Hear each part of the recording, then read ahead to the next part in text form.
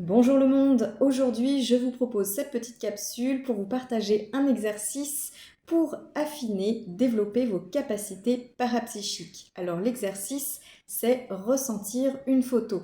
Donc vous allez vous munir d'une photo, d'un portrait d'une personne que vous connaissez déjà pour vous entraîner.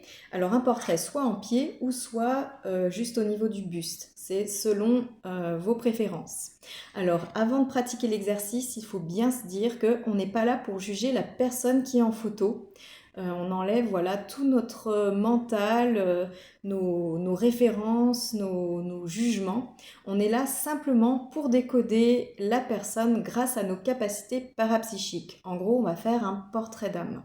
Donc on ne se laisse pas guider par les préjugés, on laisse le mental dégager, on lâche prise. Donc pour les débutants, je conseille de pratiquer cet exercice dans une pièce isolée. Après, pour les personnes plus aguerries, libre à vous de pratiquer dans le jardin, assis par terre, etc. etc. C'est vraiment la pièce isolée, un conseil quand on est débutant, ça permet de ne pas être parasité par tout ce qui se passe autour. Donc pour l'exercice, voilà, vous vous mettez dans une pièce isolée, vous avez votre table, votre chaise bien stable, vous n'oubliez pas votre carnet de notes pour vos exercices parapsychiques, vous munissez de quelques stylos et on peut commencer. Donc pour vous aider, vous allez pouvoir utiliser une boule de cristal et ou une bougie. Alors c'est pas obligatoire, ça sert simplement à faire focus quand vous voulez voir au-delà de la vision matérielle. Voilà. On dit qu'on rentre en vision floue.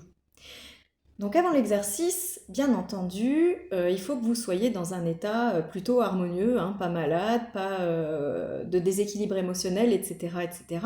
Et puis on va pratiquer l'ancrage. Alors, quelques profondes respirations, c'est bien pratique, sinon vous pouvez boire quelques gorgées d'eau, et puis vous pourrez reboire quelques gorgées d'eau pendant l'exercice pour voilà, vous réancrer à nouveau si besoin. Donc voilà, il faut vraiment que vous sentiez bien. Et puis, vous allez attaquer donc avec votre portrait. Et là, vous allez poser votre intention.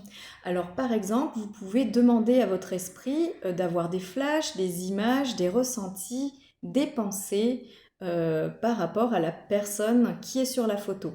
Donc, l'exercice peut durer une dizaine de minutes, voire une heure ou plus.